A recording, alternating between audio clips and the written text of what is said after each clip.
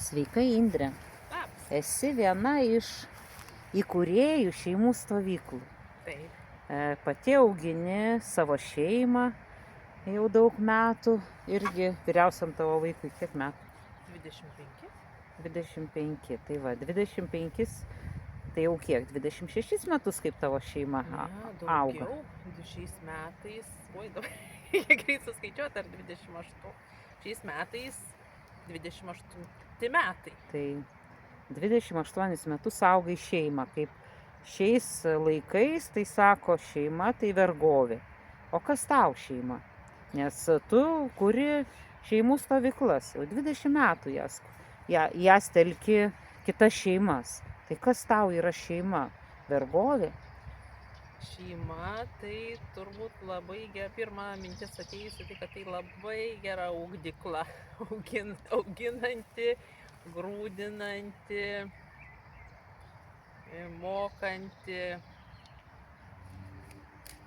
Tai turbūt čia pagrindinis toks. Tai tavo tikslas koks tada gyvenimo yra? Augti. Čia atėjai į žemę, kad augti, taip suprantu. Taip. Tai ieškai per stovyklas turbūt bendraminčių, su kuriais kartu augti yra turbūt gal skalsiau, įdomiau.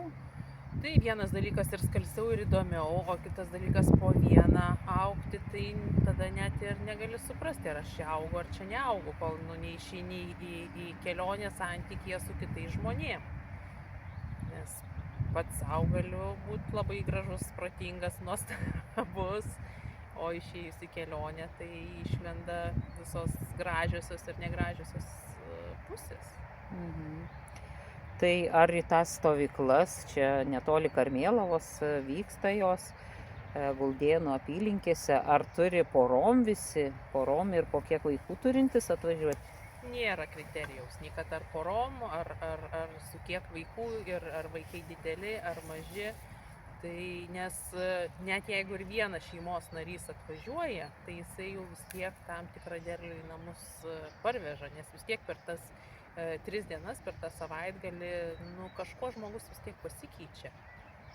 Kažkokių naujų patyrimų įgauna, kažkokių naujų savo spalvų pamato. Ir manau, kad jau nebegrįžta toks pats, koks atvažiavo. Tai natūraliai jau tada ir į šeimą ateina kiti suvokimai, kiti pamatymai, kitoks požiūris, net ir santykis gali pradėti kurtis kitoks. Tai kiek ten maždaug tų šeimų susirenka? Labai įvairiai iš tikrųjų, bet dabar bandau prisiminti, paskaičiuoti, tai būna net ir apie 20 šeimų. Tai ir tau dar nepakanka jų, dar vis ieškai, skleidi žinią, kad dar daugiau atsirastų tų šeimų? Tai kiekviena naujai prisijungusi šeima įneša savo indėlį į tą bendrą kūrybą stovyklos, nes stovyklai tam tikrą prasme visi patampam bendrakūrėjai, nes kiekvienas žmogus įnešė savo indėlį, tai daugiau situacijų prisikūrėm, iš kurios gali patapti labai gera mokymosi dirva. Ir labai smagu pamatyti tas šeimas, kurios atvažiuoja vis kelinti metai. Kai kurios jau nuo pat pradžių atvažiuojančios, kitos vėliau prisijungusios, kitos prisijungia, padaro pertrauką ir vėl prisijungia. Tai labai gera pamatyti netgi tų pačių šeimų augimo dinamiką ir pamatyti, kokie tie žmonės po metų atvažiuoja. Tai koks ten ritmas? Susirenkate penktadienio vakarą? Kada bus ta stovykla? Stovykla bus paskutinį birželio savaitgalį. Jeigu taip gerai suskaičiuoju, savaitgalis po joninių čia bus. Tai taip, susirenkam penktadienio vakarą, popietę, net ne tai, kad vakarą, bet kas gali anksčiau prisijungia, kas gali vėliau po darbų, ir išsiskiriam sekmadienį pavakarį. Tai praktiškai, jeigu tai paėmus, 2 paras būnam kartu, 2,5 paros būnam visi kartu ir kartu mokomės. Tai ir socialiniai žaidimai, ir paskaitos, ir pokalbiai, ir diskusijos, ir maudynės, ir pirtis, ir vaikų mugė, ir žygis vaikam būna. Tai tos veiklos jos iš tikrųjų būna įvairios. Tai ir ten kiekvienam tėčiui, mamai reikia saugoti savo vaikus, tai kaip jie ten tuose užsiėmimuose gali pabūti? Ne, pas mus truputėlį kitaip tose stovyklose. Nėra, kad tik tai pati šeima už savo vaikus atsakinga. Kai atvažiuojam į stovyklas, tai visi vaikai patampa visų. Tai kaip tam, galim sakyti, visas kaimas pradeda auklėti, ugdyti, prižiūrėti tuos vaikus. Tai tikrai šeimai yra galimybė susitelkti į užsiėmimus, nes reikalui esant būna net ir pasiskiriam savanorius, kurie vieno ar kito užsiėmimo metu būna atsakingi už vaikus. Tai čia į pagalbą netgi ateina vyresnieji vaikai, kurie nuo mažų dienų užaugę šitose stovyklose. Tai o šalia ten yra srauni upė, Taip. tai kaip jūs ten susitvarkot, per 20 metų nebuvo kokių beplaukiančių vaikų pasroviui?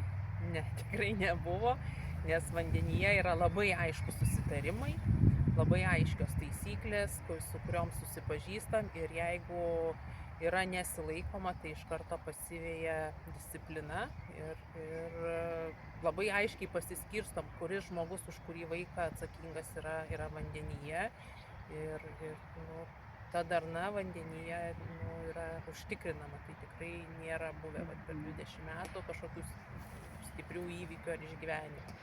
Ką šeimos turėtų žinoti, pavyzdžiui, apie bendravimą, apie bendrą būtį? Tai šitoj stovykloj mes visi atvažiavę mokomės nesmurtinio bendravimo principų, nesmurtinės komunikacijos, kaip įpratę girdėti, taikaus bendravimo, ir raginam kelti įvairias situacijas, nepasitenkinimus, džiaugsmus, kad tai būtų viešai apžiūrima ir išsprendžiama. Yra puoselėjama atsiprašymo kultūra. Tai yra blaivi erdvė mūsų stovykloje, kad nevartojamas alkoholis, nerūkoma, blaivybės zona. Tai yra. Tai turbūt pagrindiniai šitie principai yra. Ir dar, kad bendruomeniškai, maitinamės bendruomeniškai.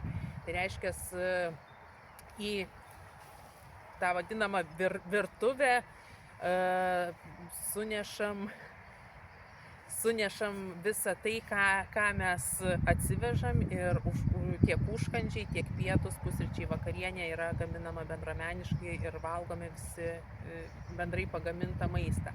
Ir kitas momentas, kad šitą erdvę irgi saugojam nuo perteklinio elektromagnetinio lauko ir prašom, kad stovyklos dalyviai būtų išsijungę telefonus, ar tai lėktuvo režimą, ar visiškai išsijungę, ir tik tai esant svarbiam reikalui įsijungtų ir naudotųsi technologijomis. Tai lygiai tas pats, kas tiek didelių žmonių, tai prašom, tiek paauglių, tiek vaikų ir visų, kurie atsiveža savo technologinės priemonės.